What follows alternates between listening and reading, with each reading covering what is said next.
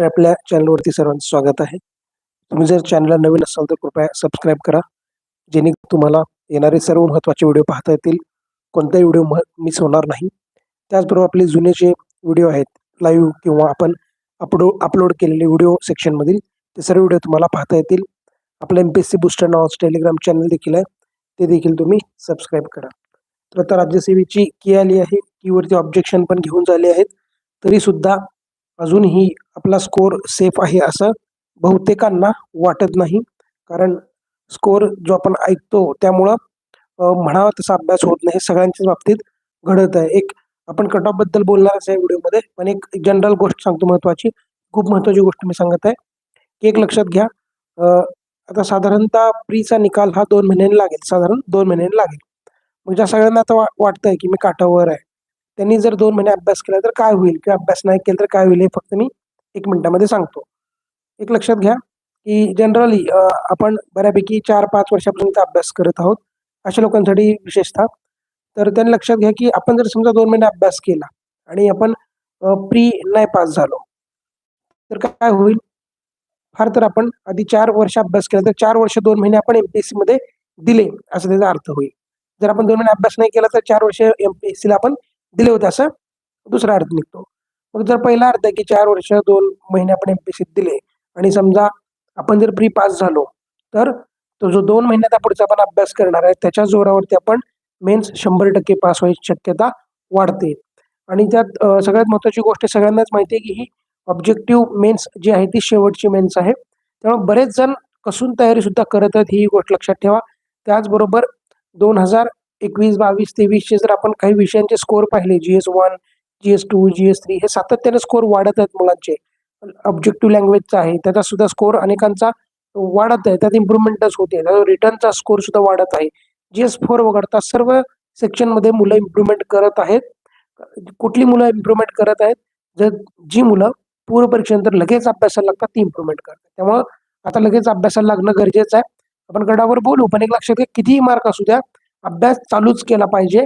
कारण आपण जर 2 महिने अभ्यास चांगला केला आणि प्री आपली निघाली, तर आपण मेन्सला खूप चांगलं परफॉर्म करू. आणि जर आपण स्कोर्समध्ये अडकून राहिलो, तर मात्र आपण 2 महिने जर आपण वाया घालवले आणि प्री पास झालो, तर आपण आपल्या पायावर कुऱ्हाड मारून घेतल्यासारखी ही महत्त्वाची गोष्ट लक्षात ठेवा.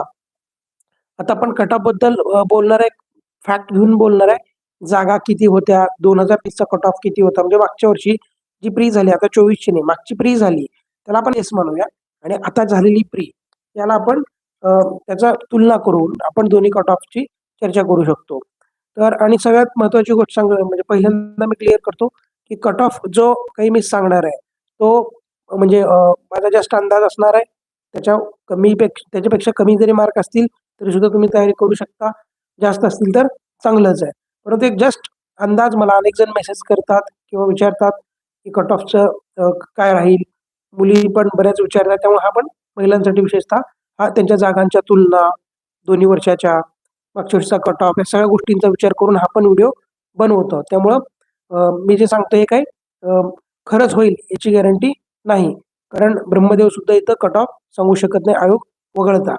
त्याचबरोबर कट ऑफवर जागा तर परिणाम करतायत. त्याचबरोबर फायनल की नावाचा जो प्रकार आहे, खूप मोठा इम्पॅक्ट फायनल की होणार आहे.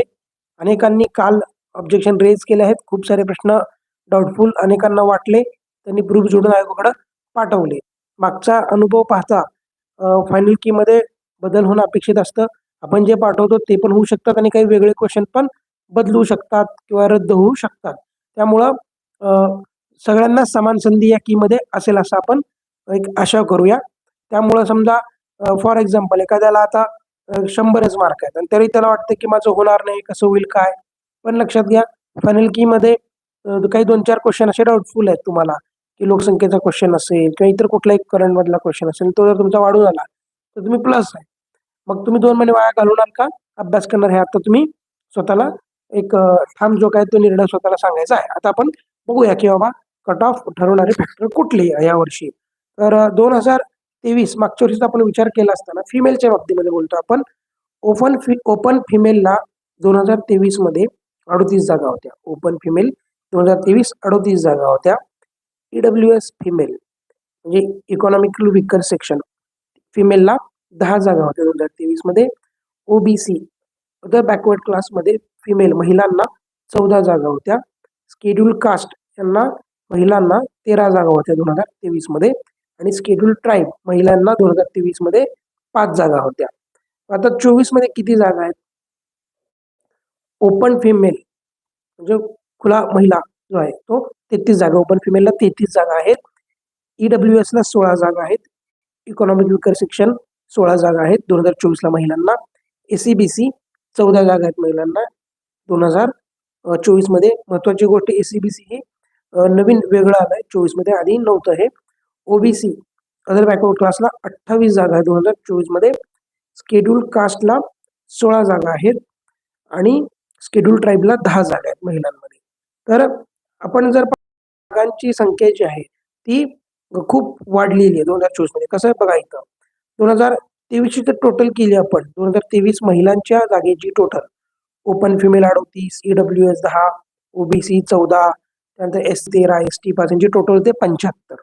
आणि 2023 चा जो कट ऑफ होता तो कट ऑफ आपण डिटेलमध्ये बघू. जागा बघतो आधी आपण. 24 चे टोटल किती झाली आहे? इकडे टोटल किती होती? इकडे टोटल होती 75 आणि इकडे बघा open 33, EWS 16, SCBC 14, OBC 28, SC 16, ST 10 अशी इथं टोटल 117. म्हणजे 75 आणि इकडे 117 म्हणजे जवळपास इकडं 42हून अधिक जागा जास्त आहेत. त्यावेळेस 42 अधिक जागा जास्त आहेत. जर आपण असं म्हटलं की आयोग 15 पट जर घेत असेल तर साधारणतः 600हून अधिक मुली जास्त, मागच्या वर्षी तुलनेत जास्त मुली या एक्झामला टोटल मुली असणार आहेत, जास्त मुली असणार आहेत. कारण नंबर ऑफ सीट जे आहेत ते खूप जास्त आहे. त्यावेळेस 75 होते मागच्या वेळेस, त्यावेळेस 117.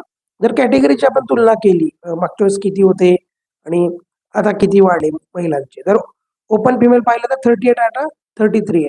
म्हणजे यावेळेस ओपन फिमेलची जागा 5 कमी आहेत. परंतु ते का कमी आहेत आणि त्याचा काय परिणाम आहे ते आपण बघू. ईडब्ल्यूएस 10 आहे, त्यावेळेस ईडब्ल्यूएस 16 आहे. ईडब्ल्यूएस मध्ये वाढ झाली आहे, 10 होते, यावेळेस मात्र 16 झाली ईडब्ल्यूएस महिला. ओबीसी ज्या होत्या ते 14 होत्या, त्यावेळेस ओबीसीची महिलांची सीट्स 28 झाले, डायरेक्ट डबल. म्हणजे खूप मोठी वाढ म्हणू शकतो आपण, 14 वरून डबलच झाले 28. SEBC socially economical backward class 14 या जागाच नव्हत्या 23 मध्ये. तो नवीन प्रवर्ग निर्माण झाला आणि विशेषतः अशा वेगळ्या 14 जागा मुलींना मिळालेल्या आहेत. त्यानंतर शेड्यूल कास्टमध्ये 13 जागा होत्या, आता 16, म्हणजे यांच्यात 3ची वाढ आहे. शेड्यूल ट्राईबच्या जागा 5 होत्या, आता त्या जागा दुप्पट झाल्यात, 10 झालेल्या आहेत. त्यामुळं ह्या जागा वाढल्यात. आता ओपन जागा आपण कमी म्हणतो ना, परंतु इकडे जर पाहिलं आपण ओपन आणि ईडब्ल्यूएस आणि ओपन आणि ईडब्ल्यूएस ची बेरीज किती होती 23 ला? 48 होती. इकडे बघा ओपन, ईडब्ल्यूएस आणि एसीबीसी यांची बेरीज जर आपण केली, कारण हे सगळे ओपन किंवा ईडब्ल्यूएस मध्येच येत होते एसीबीसीचे लोक, त्यामुळे ओपन आणि ईडब्ल्यूएस एसीबीसी जर बेरीज आपण केली तर ही बेरीज जाते 63. कारण 16 अधिक 14 जे आहे तो 30 येतो आणि वरती 33, 63. म्हणजे यावेळेस ओपन ईडब्ल्यूएस एसीबीला 63 जागा होत्या, मागच्या वेळेस मात्र फक्त 48 जागा. म्हणजे इथं जागा जास्त आहेत, 15हून अधिक जागा इथं जास्त दिसत आहेत आपल्याला. आणि मग आपण पाहिलं की एससी आणि एसटीच्या जागा पण इथं मोठ्या प्रमाणात वाढलेल्या आहेत. तर जागा ज्या आहेत ना सगळ्याच कॅटेगरीच्या मोठ्या प्रमाणात वाढलेल्या आहेत. त्याचाही मोठा परिणाम कटापवरती आपल्याला दिसणार. त्याचबरोबर अजूनही जागा वाढणार आहेत. सीओ केडरच्या 26 जागा येणार आहेत. सीओच्या 26 जागा यांची वाढ होणार आहे. त्यामुळे त्यातल्याही काही जागा मुलींना असतील आणि त्यामुळं सुद्धा त्यांना जास्त मुली अजून मुख्य परीक्षेला क्वालिफाय होणार. अजून एक फॅक्टर कुठला? स्कोअरचा खरेपणा. आपण जे सध्या स्कोअर ऐकतोय ते कितपत खरे आहेत हे आपण ठामपणे सांगू शकत नाही. कारण असं नाही की सगळेच खोटं बोलतात असं नाही, पण बऱ्यापैकी आपल्या जुने जे आपण निकाल पाहतो आणि निकालाच्या आधी टेलिग्रामवरती जे पोल्स होतात आणि त्यात जे स्कोअर असतात, तर तुलना केल्यानंतर निकाल नक्कीच कमी लागलेला असतो, कमी कट ऑफ हा असतो. साधारणतः आपण बघतो की जे काही जुन्या जर तुम्ही कट ऑफचे व्हिडिओ असतील त्याचे कमेंट जर पाहिले तर तिथं सांगितलं असेल की 105, 108 लागणार आहे महिलांच्या बाबतीत, पण लागला किती 100 असं, म्हणजे कमी लागले कट ऑफ. तर ते पण काही फॅक्टर आहेत. 2023 ला कट ऑफ का होतं बघा. 23 ला मागच्या वर्षी जनरलचा कट ऑफ होता 101 होता, जनरल महिला 101 होता, ओबीसी महिला पण 101 होता, शेड्यूल कास्ट 93 होता आणि शेड्यूल ट्राईब 87 होता. हे जुनं सांगतोय. आता नवीन काय होईल ते बघूया. एक लक्षात घ्या, आता इथं विशेष करून सांगतो मी, ओबीसी जागा वेळेस डबल आहेत. मागच्या वेळेस 14 त्यावेळेस 28 आहेत. त्यामुळं ओबीसी आणि जनरल महिला इथं जो सेम कट ऑफ दिसतोय तसा राहणार नाही. ओबीसी महिलांचा cut off general cut off पेक्षा नक्कीच खूप कमी येईल. त्याचबरोबर ईडब्ल्यूएसच्या जागा आहेत त्या पण मागच्या वेळेसपेक्षा इथं जास्त आहेत. त्याचबरोबर एससीबीसी हा नवीन प्रवर्ग निर्माण झाला सेपरेट, त्यांना सुद्धा वेगळ्या 14 जागा, त्यामुळं यांची सुद्धा कट ऑफ ओपन फिमेलपेक्षा कमी येण्याची शक्यता जास्त आहे. ही एक महत्वाची गोष्ट. मग आता ओपन फिमेलचा किती येऊ शकतो कट ऑफ?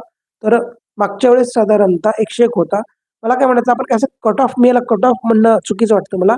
मी म्हणेन की साधारण एवढे मार्क असतील किंवा त्याच्या मागे पुढे 2-3 जरी असतील तरी आपण करायला हरकत नाही. त्याच्यापेक्षा पण कमी असतील आणि तुम्हाला करण्याची इच्छा असेल ते तरी तुम्ही सुद्धा केलं पाहिजे, कारण फायनल कीने मार्क तुमचे वाढू शकतात. 1.5-2 महिन्याचा प्रश्न, आपण अभ्यास केलेला काही वाया जाणार नाही. तो इतर परीक्षांना उपयोगी पडू शकतो, तेव्हा अभ्यास केलाच पाहिजे. मला वाटतं की ओपन महिला यांना साधारणतः 100 प्लस -2 मार्क असतील त्यांनी सुद्धा तयारी केलीच पाहिजे. त्याचबरोबर ओबीसी 101 दाखवतं, पण जागांची संख्या जवळपास दुप्पट आहे.